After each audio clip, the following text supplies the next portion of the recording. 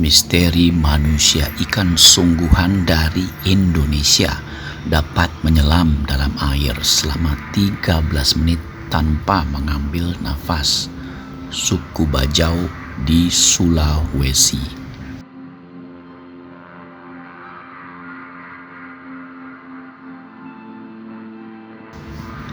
Di antara birunya Laut Sulawesi dan kedalaman samudra yang tak bertepi, hiduplah sebuah rahasia manusia yang telah lama membingungkan ilmuwan.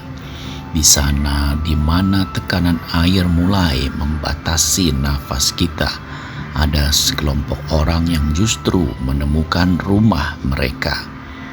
Mereka tidak membutuhkan tabung oksigen saat di dalam air. Mereka tidak memakai alat bantu pernafasan modern. Mereka hanya mengandalkan paru-paru, hati, dan warisan genetik yang turun-temurun. Kita berbicara tentang suku Bajau, sering disebut sebagai nomad laut atau manusia ikan.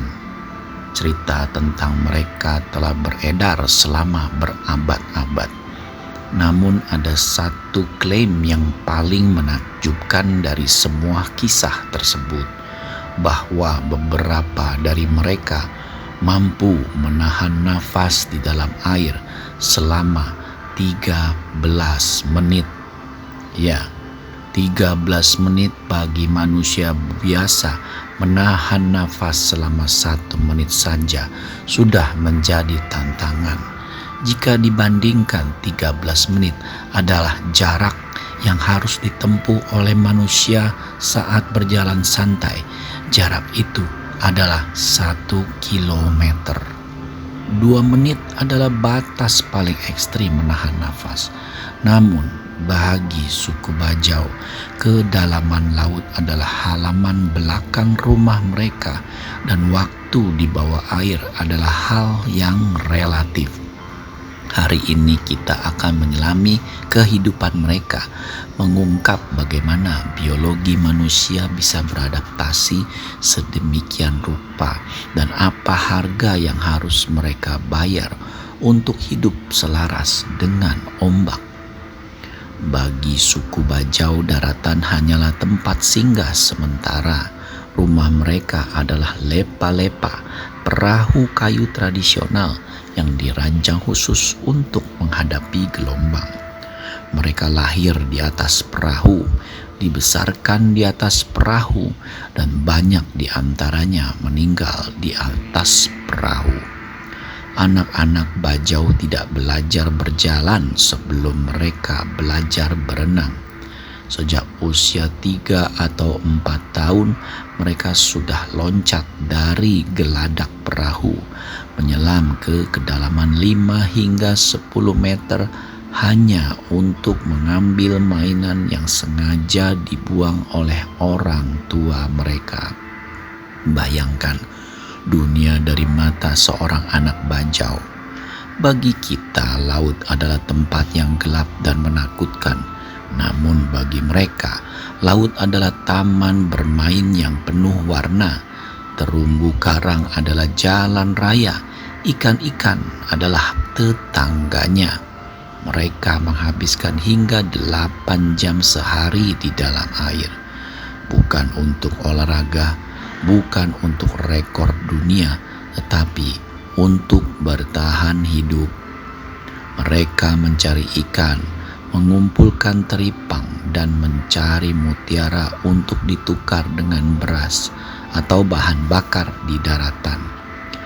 Kehidupan di atas air menuntut kesederhanaan. Tidak ada lemari es yang menyimpan ikan terlalu lama. Apa yang ditangkap hari ini harus dimakan hari ini. Filosofi ini mengajarkan mereka untuk tidak serakah. Laut memberikan apa yang dibutuhkan, bukan apa yang diinginkan. Namun kemampuan fisik mereka bukanlah satu-satunya keajaiban. Ada sesuatu yang terjadi di dalam tubuh mereka, sesuatu yang tidak dimiliki oleh manusia daratan. Selama bertahun-tahun, klaim bahwa bajau bisa menahan nafas selama 13 menit dianggap sebagai dongeng pengantar tidur, hingga akhirnya dunia sains mulai tertarik. Pada tahun 2018, seorang peneliti bernama Melissa Ilardo melakukan studi revolusioner. Dia memindai tubuh para penyelam bajau menggunakan teknologi ultrasound. Apa yang ia temukan mengubah pemahaman kita tentang evolusi manusia. Kuncinya terletak pada salah satu organ di dalam tubuh manusia, yaitu limpa. Limpa berfungsi sebagai reservoir sel darah merah. Ketika manusia menyelam, limpa berkontraksi, menyuntikkan sel darah merah yang kaya oksigen ke dalam aliran darah. Ini memungkinkan tubuh tetap berfungsi meski paru-paru kosong. Rata-rata manusia memiliki limpa berukuran standar. Namun penelitian menunjukkan bahwa limpa orang bajau rata-rata 50% lebih besar daripada manusia biasa. Ukuran ekstra ini memungkinkan mereka menyimpan lebih banyak oksigen, memberikan mereka waktu ekstra di kedalaman. Yang lebih menakjubkannya lagi, ini bukan sekedar hasil latihan. Ini adalah evolusi genetik. Gen yang disebut PDE10A ditemukan lebih dominan pada suku bajau. Gen ini mengatur ukuran limpa. Artinya, selama ribuan tahun, laut telah menempa DNA mereka. Mereka tidak memilih untuk menjadi penyelam hebat. Lautlah yang memilih mereka. Namun apakah benar mereka bisa mencapai 13 menit? Para ahli freediving dunia mencatat bahwa rekor menahan nafas statis tanpa oksigen murni adalah sekitar 11 hingga 12 menit. Klaim 13 menit pada bajau biasanya terjadi dalam kondisi penyelaman aktif, di mana metabolisme tubuh melambat secara ekstrim karena fokus berburu.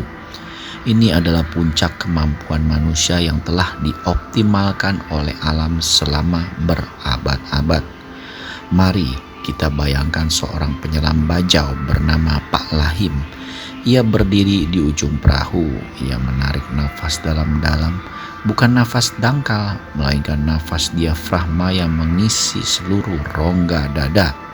Ia lalu masuk ke air, tenang tanpa cipratan. Di dalam kedalaman 20 meter, cahaya matahari mulai memudar. Warna biru berubah menjadi ungu gelap. Tekanan air mulai memeluk tubuh. Bagi kita, telinga akan mulai sakit. Tapi bagi Lahim, ini adalah pelukan hangat. Ia melihat gerakan di antara karang. Sebuah ikan kerapu. Dia tidak bergerak cepat. Gerakan cepat membutuhkan oksigen. Ia bergerak seperti air itu sendiri, mengalir.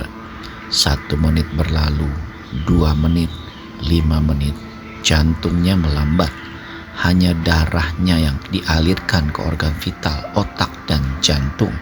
Tangan dan kaki menerima aliran minimal. Ini disebut mammalian dive reflex. Refleks menyelam mamalia yang pada bajau bekerja jauh lebih efisien. Ia lalu menangkap ikan itu. Ia masih memiliki waktu. Ia bisa bertahan hingga menit ke-10, bahkan lebih jika diperlukan. Namun kebijaksanaan laut mengajarkan untuk tidak memaksakan batas. Ia naik ke permukaan. Pecah. Nafas pertama yang ditarik bukanlah nafas panik, melainkan nafas bersyukur. Bagi bajau, menyelam bukan tentang menaklukkan laut. Ini tentang bernegosiasi dengan laut. Namun dunia sedang berubah. Gaya hidup nomadik suku bajau kini berada di persimpangan jalan. Batas-batas negara yang semakin ketat membuat mereka sulit berpindah dari satu perairan ke perairan lain.